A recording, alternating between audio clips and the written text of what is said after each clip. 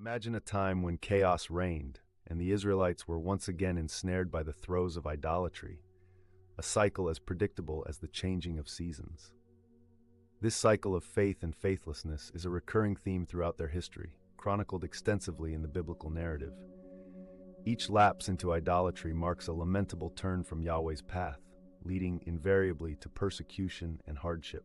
It was during such a period of moral decline and spiritual disarray that Gideon emerged, an unlikely hero with an extraordinary calling. Gideon, also known by the monikers Jerubbaal and Jerubbaal, was a young man from the tribe of Manasseh, living a life of modesty in the small town of Ophrah. His family was part of the weakest clan in Manasseh, and he was considered the least in his family. His eventual ascendancy was, therefore, not just unlikely but extraordinary, a testament to the transformative power of divine purpose and the enigmatic ways God chooses his leaders. In assessing Gideon's background, it's crucial to recognize the societal context of ancient Israel, a confederation of tribes frequently at odds, both among themselves and with external foes. The Israelites' lapse into idolatry after 40 years of peace following Deborah's victory had brought them to a low point, leaving them vulnerable to surrounding enemies.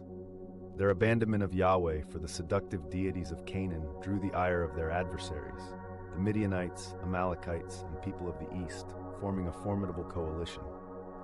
For 7 long years, these adversaries ravaged the land of Israel, driving its people into poverty and submission. The Midianites, particularly, were known for their nomadic lifestyle and their expertise in raiding, which made them a persistent and elusive enemy. This period was marked by an acute sense of desperation and a longing for the miraculous interventions their ancestors had witnessed, such as the parting of the Red Sea and the collapse of Jericho's walls. Gideon, like many of his people, grappled with the overwhelming silence of Yahweh, the God whose mighty acts of deliverance were still recounted in Hebrew lore. His heart cried out not merely for deliverance, but for a reaffirmation of God's enduring promises, tales of which had been woven into the very fabric of his ancestry. The collective memory of God's past interventions was both a source of hope and a reminder of how far they had strayed. To fully grasp the despair of this era, one must picture the Israelites forced to abandon their fields, hiding in mountain clefts, caves, and strongholds to evade their oppressors. The Midianites and their allies would swarm like locusts, devouring all in their path, leaving Israel impoverished and humiliated. Farms lay in waste, and the people were plunged into a cycle of fear and destitution. It is in this setting of hopelessness that Gideon's calling unfolds, making the divine intervention all the more dramatic. It was amidst this turmoil that Gideon experienced a divine encounter that would alter the course of his life and his nation's history. As he threshed wheat in a winepress to hide it from the Midianites, a task indicating both his ingenuity and dire straits, the angel of the Lord appeared to him. The angel assumed the guise of a traveler resting under the terebinth tree, greeting Gideon with a salutation that was both comforting and perplexing. "The Lord is with you, you mighty man of valor." Despite this profound greeting, Gideon was riddled with doubt and insecurity. He voiced his grievances and disbelief, questioning why the God of their forefathers seemed absent and asking for signs of assurance of God's grand design for him. His candid expression of doubt and the angel's patient response highlight a deepening relationship with God, one that is willing to engage with skepticism and human frailty. These requests for signs led to a series of miraculous events that remain etched in biblical lore, revealing both Gideon's skepticism and the patience of the divine. The angel summoned fire from a rock to consume Gideon's offering, signaling divine legitimacy. Later, through the famous test of the fleece, Gideon's doubts were further alleviated. On consecutive nights, the fleece defied the natural order, first soaking with dew while the surrounding ground remained dry, and then remaining dry while the terrain around it was wet with dew. These divine interventions served as a catalyst for Gideon's transformation, marking the beginning of his journey from obscurity to prominence as a leader of his people. If you're enjoying this, hit that like button. It really helps the channel. Against the sprawling backdrop of the Midianite threat, Gideon, now assured of his divine appointment, was tasked with an impossible mission: to lead a demoralized and divided Israelite force against a seemingly invincible enemy. His calling was not only to restore the land, but also to rekindle the spirit of a nation. Gideon's first act of defiance was the destruction of his town's altar to Baal, a bold move that earned him the epithet Jerubbaal, "Let Baal contend with him." This act was not merely a rejection of idolatry, but a declaration of allegiance to Yahweh, challenging the very spiritual foundations upon which the people had faltered. The townspeople, initially incensed, were swayed by Gideon's father, Joash, who argued that a true God should defend his own honor. This incident not only marked a turning point in Gideon's personal faith journey, but also had significant implications on his community, forcing them to reconsider their spiritual allegiances. In preparation for battle, Gideon marshaled a vast army from the tribes of Asher, Zebulun, Naphtali, and his own tribe, Manasseh. The total force numbered 32,000 men, yet even this seemed minuscule compared to the Midianite horde, which the Bible describes as being like locusts in number. God, however, had a different strategy, one that would emphasize his sovereignty and magnify the miraculous nature of the impending victory. Viewing the amassed Israelites as too numerous, God initiated a process of selection to ensure that the glory of the victory would be attributed to him alone. Gideon was instructed to send home all who were fearful, which reduced the numbers to 10,000. Then, at the water's edge, a peculiar test further winnowed the numbers. Only 300 men, who lapped water with their hands, effectively drinking like dogs, were chosen. This selection process was deeply symbolic, as those who drank upright were deemed vigilant and ready for combat, in contrast to those who knelt to drink, a posture of submission and vulnerability.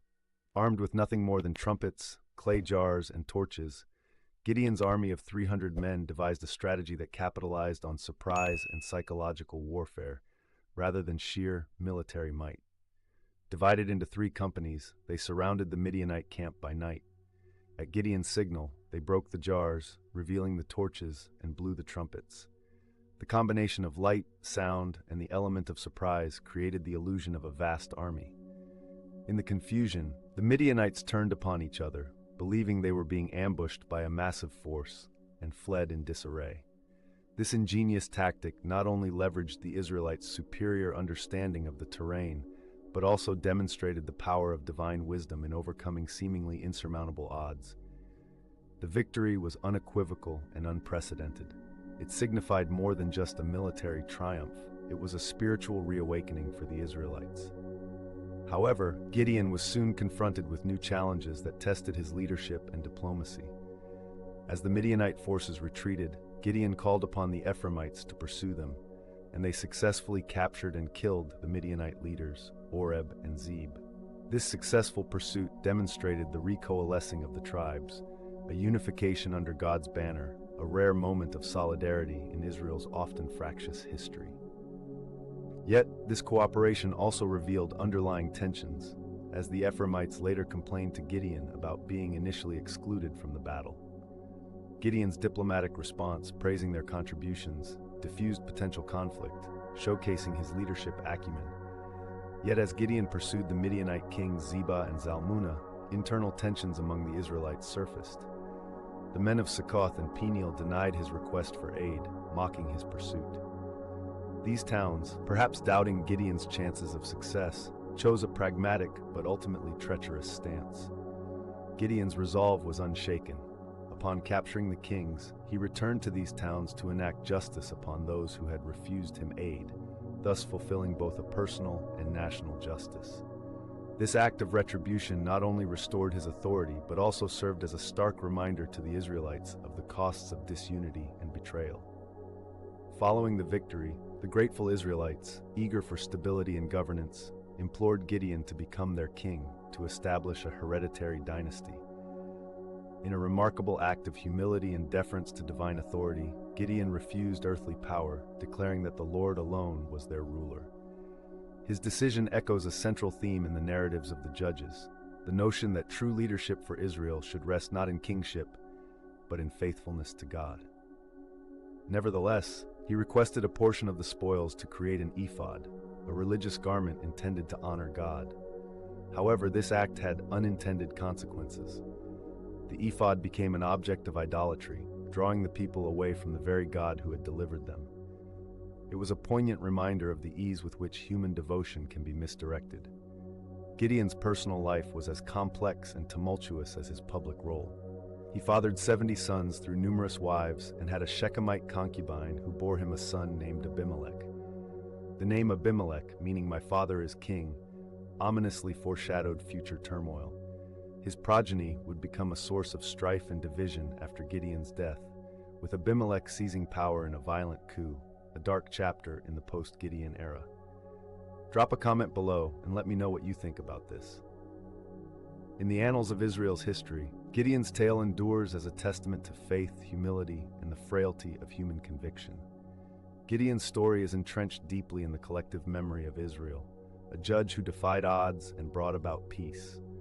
For 40 years, his leadership ushered in an era of peace, yet tragically, upon his passing, the Israelites swiftly reverted to Baal worship, forsaking Gideon's legacy. This cyclical lapse into idolatry underscores Israel's deeper spiritual struggle and the transient nature of revival without sustained commitment.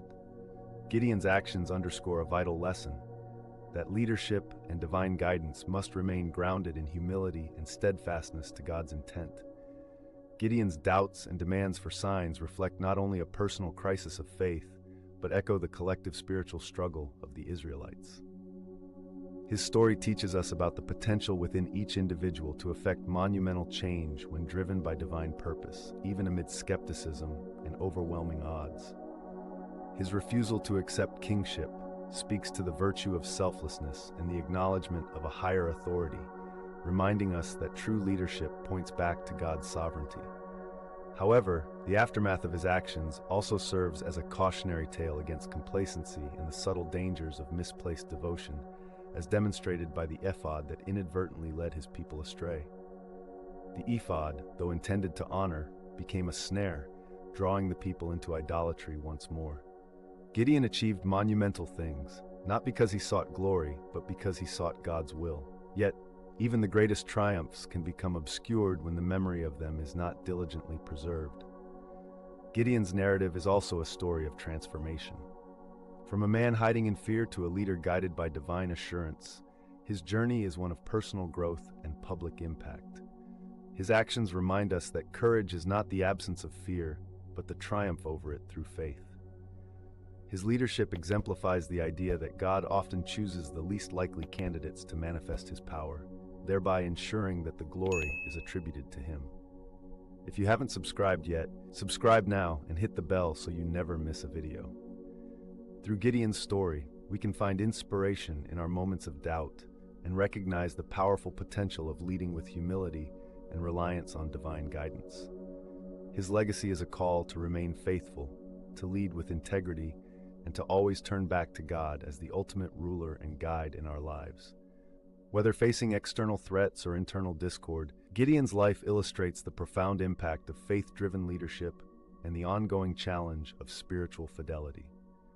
So, if you found this exploration of Gideon's journey compelling, remember to like, comment, and subscribe for more captivating biblical stories. Your support helps us continue to share these powerful narratives that have shaped history and continue to influence our world today. Until next time, keep seeking wisdom and understanding from the incredible stories within the Bible.